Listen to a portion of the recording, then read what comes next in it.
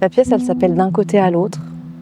Et d'un côté à l'autre, ça fait écho à quelque chose que je me suis dit très très jeune quand j'ai commencé à être interne en psychiatrie, donc dans mes débuts d'études, où on met des blouses voilà, à l'hôpital. Et je me disais finalement, d'un côté à l'autre d'une blouse, d'un tissu, des fois il n'y a pas grand-chose.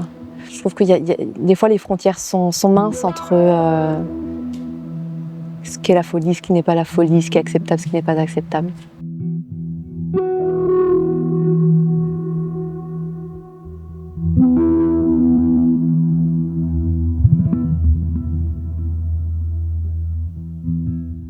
Des fois, il y a des gens qu'on voit, et puis le lendemain, on les voit plus. On ne sait pas où ils sont passés. C'est né d'un besoin très intérieur de transformer des vécus que j'ai pu avoir en tant que médecin psychiatre à l'hôpital, qui sont beaucoup restés en moi, et ce besoin en fait d'en faire quelque chose, de cette matière relationnelle, des questions que ça m'a amené à me poser, des difficultés que j'ai eues, des émotions que j'ai traversées. Est-ce que de cette matière, on peut créer quelque chose de beau, qu'on partage? Pour moi, c'est un vrai échange, une vraie rencontre en fait, entre différents milieux qui nourrissent en fait toutes les propositions artistiques et dansées. Et donc ça a été beaucoup d'exploration, des explorations dans le corps, mais pas que avec le mouvement, aussi des explorations de textes, avec la musique, qui ont nourri en fait tout le processus. Ouais, si le violet, tu peux le redécaler vers la droite. Un peu plus à gauche.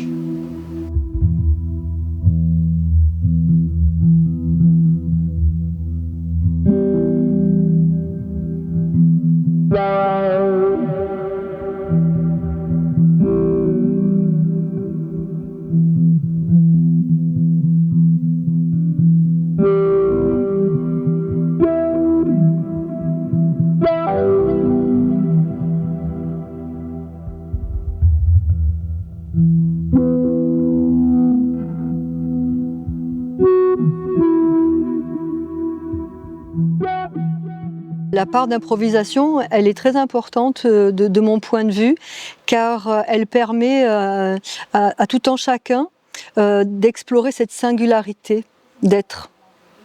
Et cette singularité d'être, elle est mise, tu vois, en commun.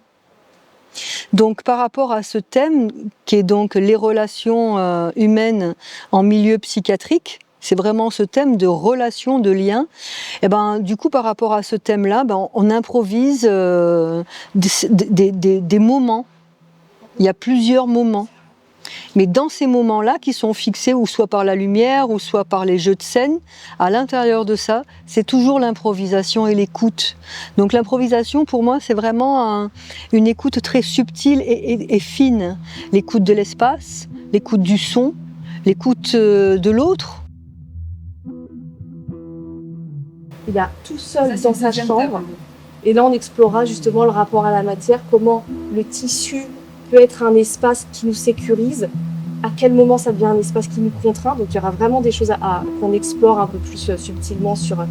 Et à un moment, donc chacun est seul, et à un moment, il y a quelque chose qui se rassemble. Il y a des autres qui existent.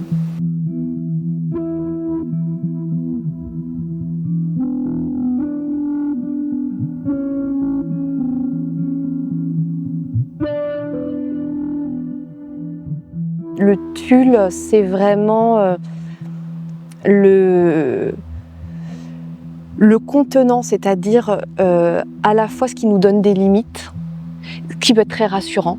On a besoin de limites, on a besoin de repères, on a besoin de savoir où commence mon espace, où s'arrête mon espace, et en même temps, ce qui m'empêche. Donc je trouve que c'est vraiment, pour moi, très représentatif de ce qui se passe en psychiatrie des deux côtés, c'est-à-dire que chez les patients qui sont parfois très très explosés, qui ont besoin en fait d'avoir une structure, de retrouver une structure psychique, des contours, une contenance physique aussi. Et la limite où parfois cette structure qu'on essaye de mettre en place pour contenir et rassurer, c'est aussi une structure qui enferme, parce qu'on enferme dans des chambres, on enferme dans des chambres d'isolement, dans des services. Donc pour moi, il y a toute cette question d'un contenant qui rassure et d'un contenant qui limite. Et pour le médecin, c'est un peu pareil. Il y a une structure d'une réalité, par exemple, qui existe, et puis en même temps, on s'enferme aussi dans des croyances, dans c'est comme ci, c'est comme ça, et puis dans des rôles. C'est important aussi qu'il y ait différents reliefs.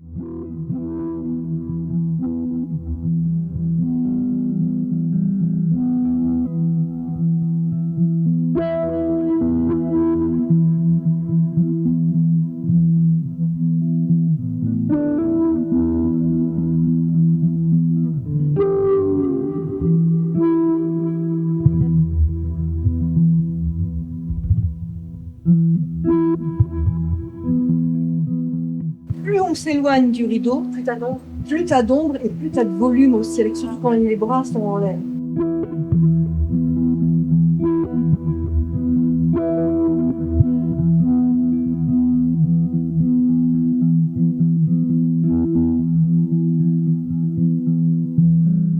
Il faudrait qu'il y ait un changement dans le mouvement aussi. Oui. Qu'est-ce qu'on dit? Quel mouvement ça nous amène? Tu vois.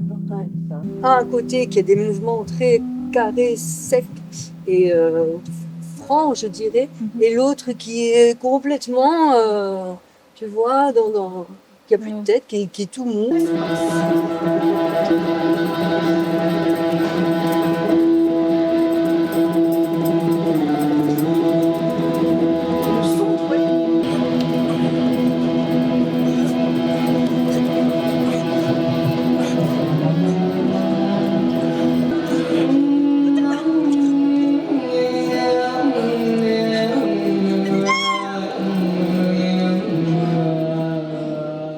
Ce que font beaucoup des patients, c'est qu'ils ont des choses très stéréotypées chez nous avec 1, 2, 3, 1, 2, 3, 1, 2, 3. Tu vois, ils vont faire beaucoup de choses comme ça.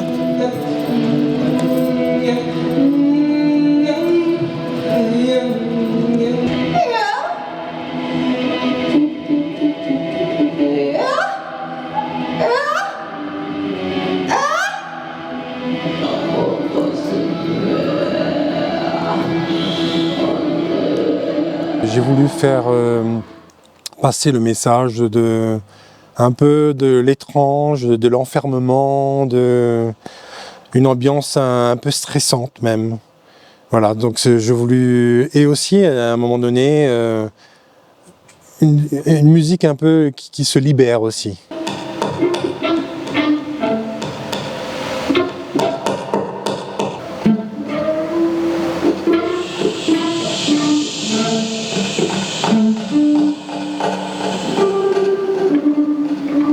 Ce qui pourrait être chouette comme tu es là et qu'on n'a pas du tout fait hier, mais c'est retravailler sur la question du mot.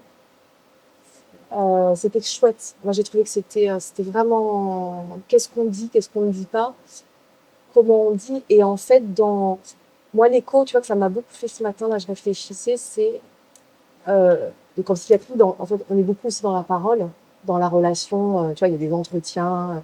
Et en fait, de tout ce que... Donc, nous, on va demander beaucoup aux patients de nous dire qu'est-ce qu'il vit. Et en fait, de ce qu'il nous dit, il y a énormément de conséquences. C'est-à-dire que si, par exemple, il est dans la chambre d'isolement, s'il est très délirant, il ne va pas sortir. Le ciel ne semble plus vouloir de moi, plus vouloir de moi. Le ciel ne semble plus vouloir de moi. Le feu qui mange moi. Le feu qui mange moi. Le texte, pour moi, c'est le liant en fait. C'est vraiment la manière, le son va s'articuler dans la bouche et le sens aussi des mots. C'est quelque chose qui va lier le langage corporel, le langage visuel pour venir toucher à notre dimension dans l'imaginaire. Ah, je te fais peur.